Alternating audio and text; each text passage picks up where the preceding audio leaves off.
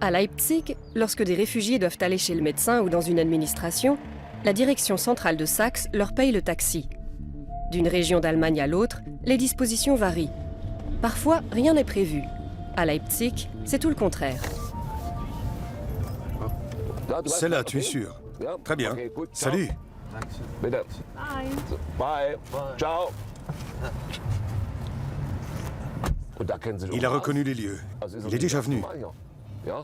C'est incroyable. Ça fait 13,60 €. Payé par la direction régionale de Saxe. C'est de l'argent gagné facilement. Et voilà la prochaine course. 37 Friedrichstraße, Malteser 4 Pragerstraße. C'est parti.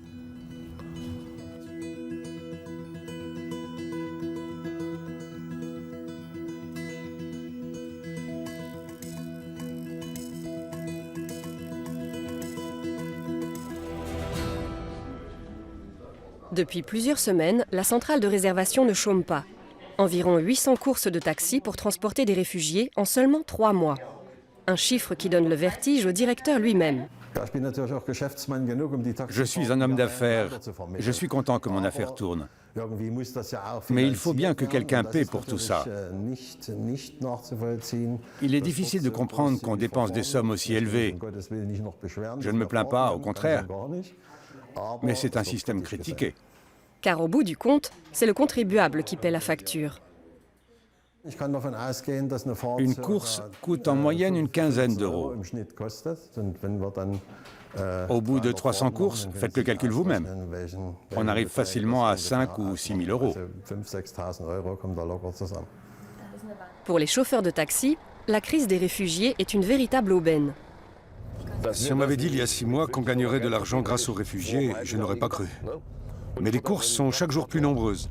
L'hôpital Sainte-Élisabeth, l'hôpital universitaire à 90%, l'hôpital Saint-Georges.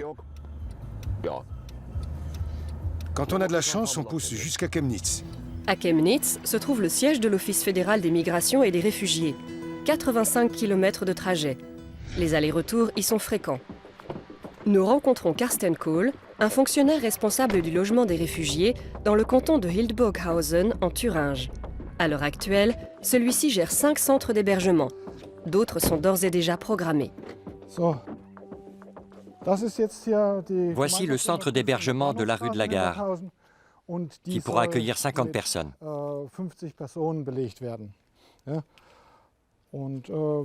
Il n'est pas encore terminé. On procède en ce moment au nettoyage final. Bonjour. Équiper les logements devient de plus en plus difficile. Fin septembre, j'ai appris que les lits étaient en rupture de stock parce que le fabricant ne se faisait plus livrer la matière première. On ne manque pas que de lits.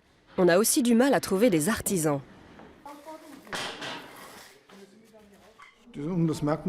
Les artisans ont du pain sur la planche avec l'hébergement des réfugiés. La direction régionale a mis en place une sorte de plan de relance et débloqué des moyens financiers importants pour passer des commandes qui profitent aux artisans. C'est nous qui attribuons d'ailleurs la majorité des commandes dans la région. La crise des réfugiés, un moteur de la conjoncture économique ? À Berlin, nous avons rendez-vous avec l'économiste Marcel Fratscher. Nous lui demandons dans quelle mesure l'afflux de réfugiés bénéficie à l'économie allemande. Les fonds publics alloués pour l'accueil des réfugiés vont encore augmenter fortement cette année. Ce devrait être de l'ordre de 15 milliards d'euros supplémentaires, soit 0,5% de la performance économique. C'est comme un énorme plan de relance qui profite à certains secteurs spécifiques de l'économie. La construction, les soins médicaux, la sécurité. Cette conjoncture est favorable à l'emploi et fait exploser les bénéfices des entreprises concernées.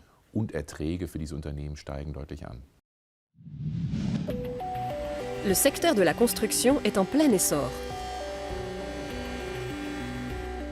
Nous sommes dans une entreprise de transformation du bois de Leipzig. Elle fabrique des kits de maisons en bois. La production de kits spécialement destinés aux réfugiés a été lancée en septembre. 10 ont déjà été livrés. Une conjoncture florissante pour cette entreprise de 20 salariés. Comme nous avons atteint la limite de nos capacités de production, nous avons dû faire appel à des sous-traitants. Malgré la pénurie de main-d'œuvre qualifiée, les ateliers de production tournent à plein régime. L'entreprise pourrait s'agrandir.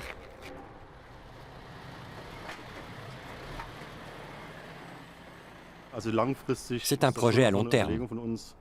Nous sommes propriétaires du terrain. Nous pouvons investir, construire de nouveaux locaux. Si notre chiffre d'affaires continue de grimper, ce que nous espérons, nous pourrons franchir le pas dans les années qui viennent. La fabrication d'une maison en kit ne prend que quelques jours. Prix d'une unité, 80 000 €. Nous ne voulons surtout pas nous enrichir sur la misère des autres. Nos prix sont ceux du marché, ils n'ont pas augmenté. Comme nous faisons les 3-8, je dois payer des heures supplémentaires. Je ne peux pas me permettre de casser les prix. Malgré un délai de fabrication très court et un juste prix, ce type de logement n'a pas été retenu par la région. L'entreprise de Leipzig livre donc ses maisons en Bavière, plus précisément à Markt-Heidenfeld, près de Würzburg. En une journée, la maison est montée, du moins les murs. Et ce n'est pas la première installation en bois pour les réfugiés dans la région. Nous visitons une résidence pouvant accueillir jusqu'à 40 personnes.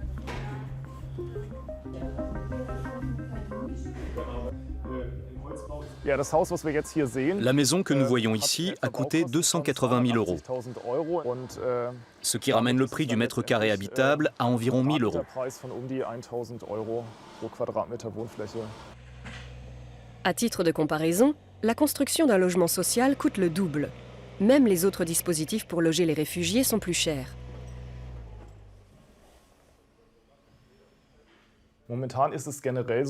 Pour le moment, en raison de la forte demande, les prix explosent. Et ces hausses de prix sont plus importantes pour les conteneurs d'habitation que pour les maisons en bois. Hildburghausen. Jusqu'à présent, Carsten Kohl a pu loger ses réfugiés dans des immeubles de location, comme cet ancien centre de rééducation. Il a eu de la chance, car entre-temps, le prix d'achat ou de location de conteneurs est devenu exorbitant. Nous avons envisagé la solution des conteneurs, mais le prix était abusif. Combien ? Plus d'1 million d'euros pour 60 places d'hébergement. 1 million d'euros pour un village de conteneurs. Nous nous rendons chez un fabricant de conteneurs d'habitation et de sanitaires dans le sud-est de la Pologne.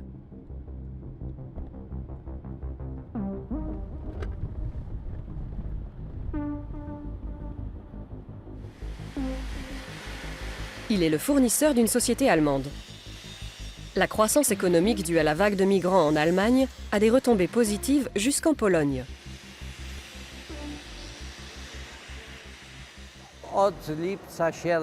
Depuis juillet-août 2015, on constate une hausse de la production de conteneurs. En décembre, nous avons produit 220 unités en un mois. En janvier et en février de cette année, nous devrions en fabriquer 400 par mois. D'après nos estimations, nous devrions passer à 600 conteneurs à partir d'avril. La production est assurée 24 heures sur 24. L'entreprise a déjà embauché 80 personnes et prévoit une centaine d'autres recrutements. Je travaille pour Veldon depuis mai 2015. Avant, je triais des briques dans une autre entreprise. Puis j'ai eu une courte période de chômage. Les commandes de conteneurs augmentent. Et c'est grâce à ça que j'ai pu me faire embaucher ici. En Pologne, le prix de vente de conteneurs a augmenté de 20% en un an. Les conteneurs sont vendus non pas directement en Allemagne, mais à des intermédiaires allemands. Le prix des conteneurs varie considérablement d'un pays à l'autre. Je crois savoir qu'en Allemagne, il est un tiers plus élevé qu'en Pologne.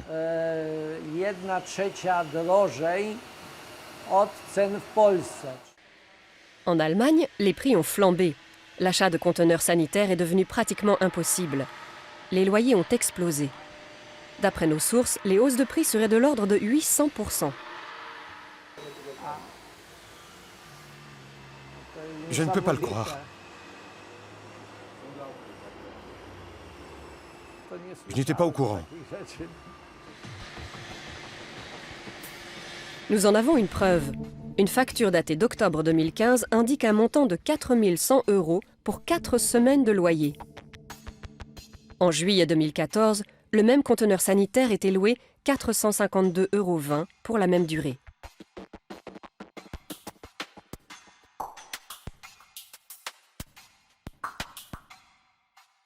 Cette précieuse marchandise effectue donc un voyage de plus de 1000 km du sud-est de la Pologne jusque dans la Ruhr, en Allemagne.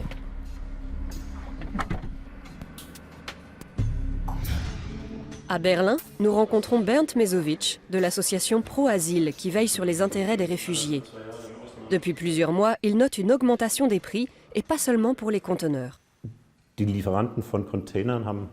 Les fournisseurs de conteneurs augmentent sans cesse leurs prix. Toutes les infrastructures en rapport avec les réfugiés, sans exception, sont concernées par cette inflation.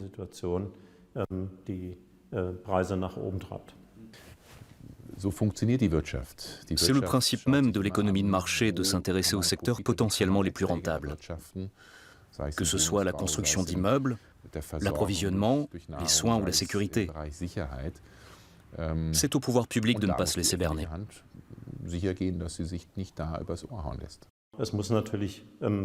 Il faut équilibrer les coûts et les dépenses de façon raisonnable et s'assurer avant tout que la dignité humaine est respectée.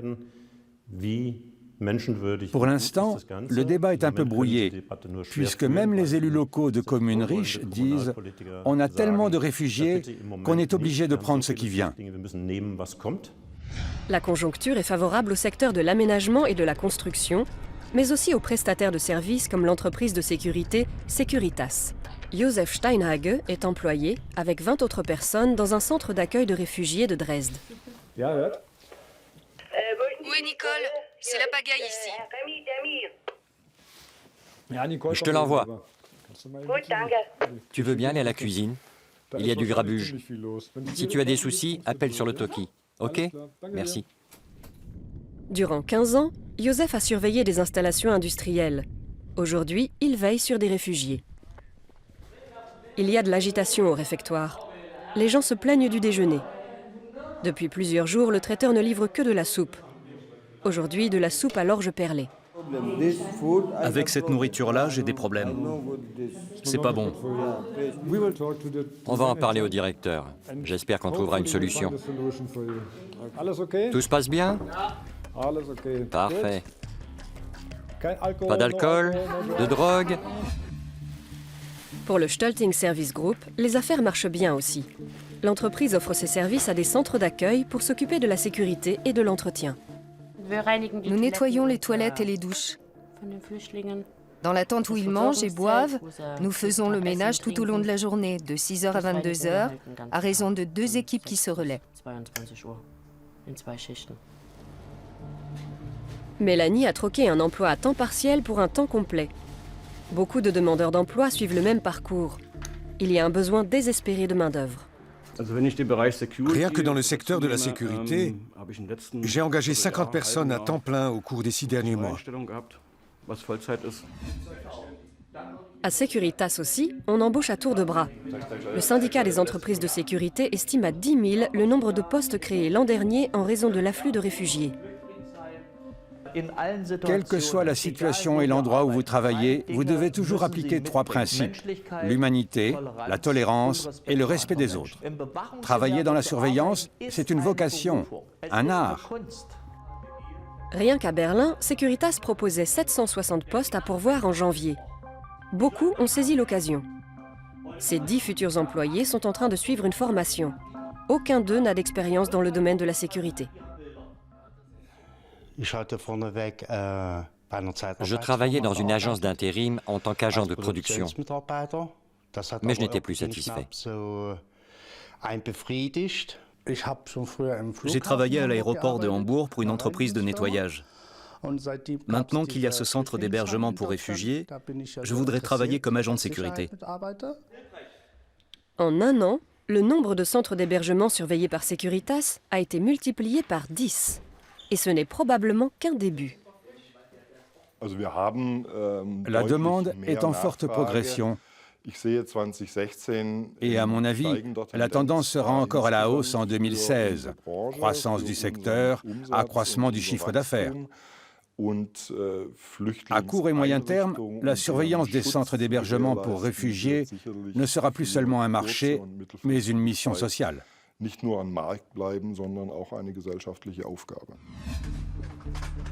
Stölting est présent dans 4 centres d'accueil à Leipzig.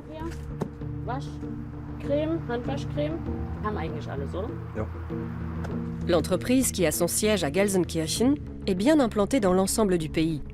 Les chiffres de Leipzig parlent d'eux-mêmes.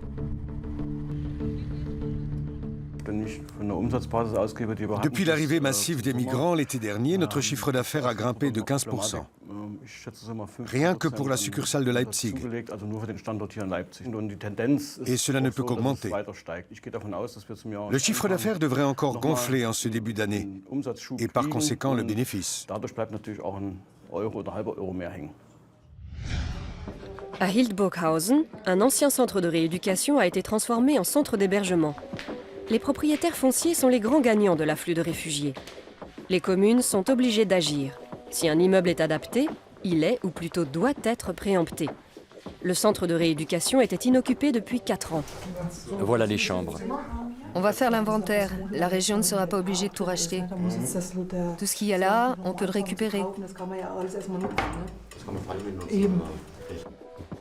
On refusera de nous dire combien ces bâtiments coûtent à la direction générale. Combien ça coûte tout ça? Je préfère ne pas vous répondre. La population locale paie plus cher pour se loger. C'est un tarif correct. Non, je ne vous donnerai pas de montant. C'est le propriétaire qui est venu nous trouver. Il aurait très bien pu laisser ces locaux inoccupés.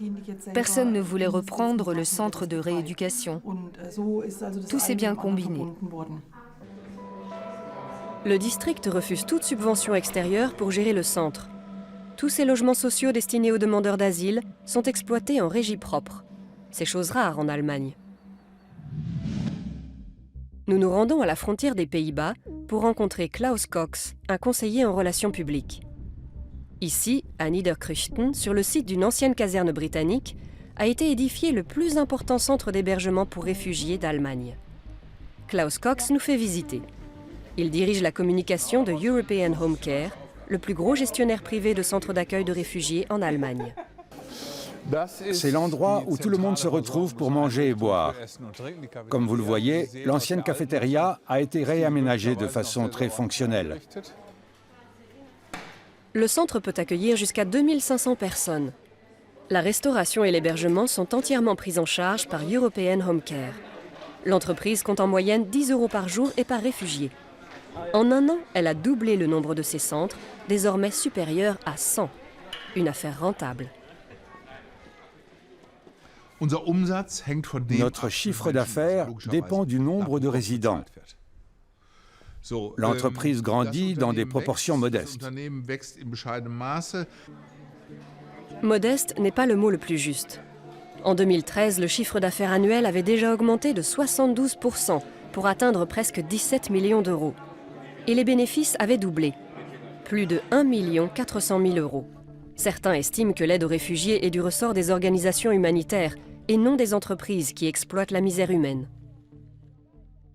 À ce compte-là, mon médecin aussi exploite mon malheur quand j'ai un rhume, ou l'hôpital exploite la détresse des gens malades. C'est un faux débat.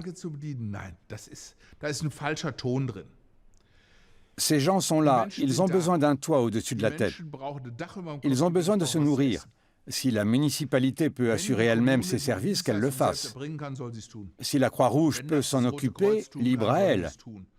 Mais là où personne ne se propose, nous offrons nos services. À European Home Care, on semble être déjà passé à l'étape suivante. Sacha Kort est propriétaire d'entreprises et gérant de plusieurs sociétés, notamment une société immobilière, un prestataire de soins, ainsi que des fournisseurs de meubles, de vêtements ou de produits alimentaires. Un programme qui dépasse la simple assistance aux demandeurs d'asile. Nous avons un cœur de métier. La question est de savoir comment nous pouvons l'élargir à long terme.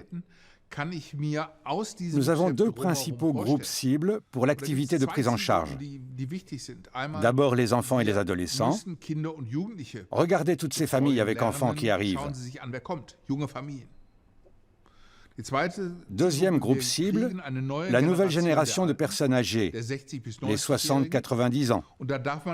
Les mettre dans des maisons de retraite où ils restent allongés dans leur lit, ce n'est pas la seule solution. Ce sont des axes de développement de l'entreprise. Ailleurs aussi, on pense à l'avenir. Nous sommes à Writzen, dans le Brandebourg. Ici, ProShelter gère un hébergement collectif qui accueille 300 réfugiés. Nous allons utiliser ces chambres. Entrez, je vous prie. Il n'y a pas de matelas. Où sont les matelas? Mike? Pourquoi il n'y a pas de matelas? L'entreprise berlinoise a ouvert son premier centre en mai 2015. 8 autres ont suivi. 2 autres sont programmés. Le business, c'est aussi ici que ça se passe. Les radiateurs sont froids. Le nombre croissant de réfugiés dope la croissance des entreprises.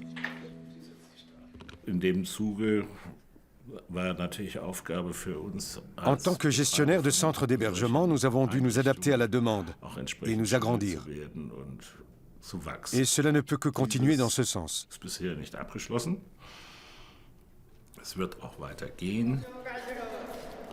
Ici aussi, on devance les besoins futurs. Les réfugiés vont devoir apprendre, se former.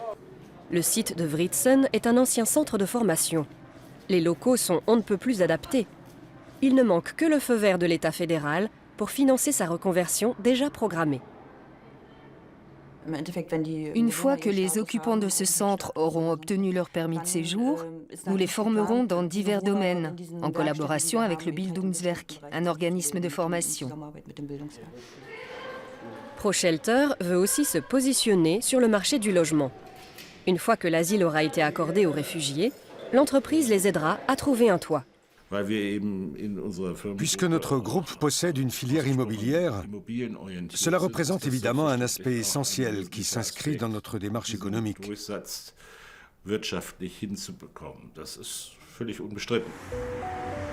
La structure de ProShelter devrait intéresser les investisseurs qui pourront devenir directement actionnaires via la Suisse.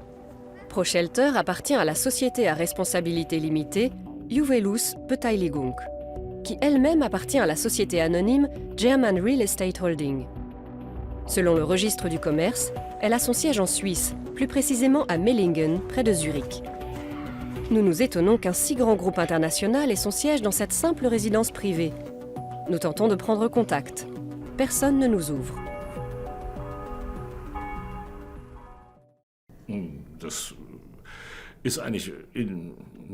Je ne vois pas ce qu'il y a de surprenant. À partir d'une certaine taille, une société immobilière a toujours des activités à l'étranger. C'est parfaitement courant. Moi, cela ne me surprend pas le moins du monde.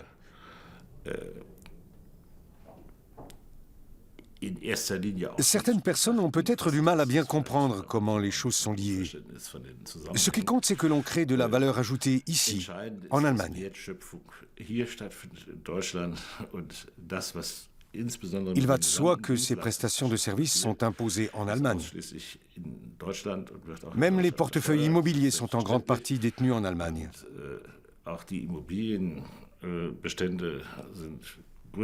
Qu'une entreprise ait des participations à l'étranger n'a rien d'exceptionnel dès lors qu'elle atteint une certaine taille. Quoi qu'il en soit, ProShelter continue de s'agrandir et propose aux investisseurs des prises de participation.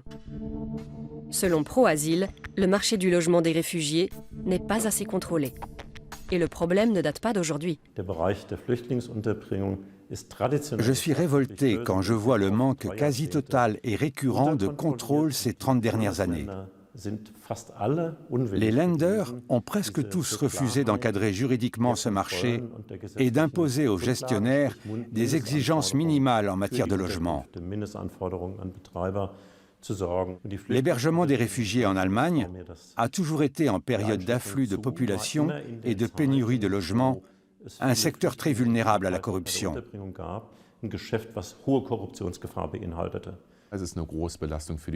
C'est un énorme fardeau pour les municipalités, tant sur le plan financier que sur celui de la logistique et de l'organisation. Il faut fournir un hébergement, de la nourriture, des soins. Tout cela est à la charge des communes. Il faut embaucher du personnel qui n'est pas toujours qualifié ou compétent. C'est très compliqué. Nous reprenons le taxi pour accompagner une famille syrienne de Leipzig à Chemnitz, à l'Office fédéral des migrations et des réfugiés. Un trajet de plus de 80 km.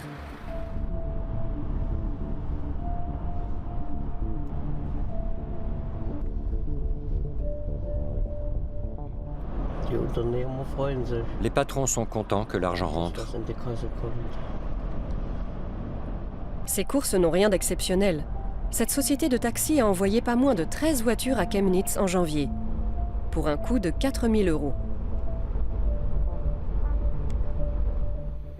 Une fois arrivé à Chemnitz, il faut attendre. Il y a d'autres taxis en provenance de Leipzig ou d'ailleurs. Je suppose que le chauffeur est parti prendre un café. S'il doit attendre 3 ou 4 heures, comme moi... Le taxi attend et le compteur tourne. À la fin, le compteur affiche plus de 200 €. Ça fait cher pour le contribuable.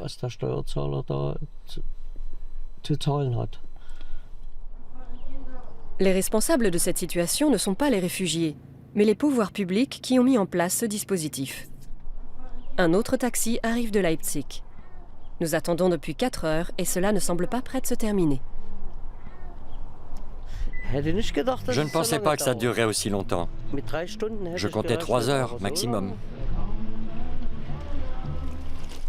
Notre famille ressort au bout de 5h30.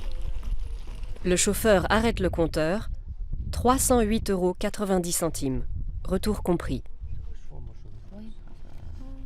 Pour les 3 taxis, le prix de la course a dépassé 300 €. C'est colossal pour une société de taxis de Leipzig.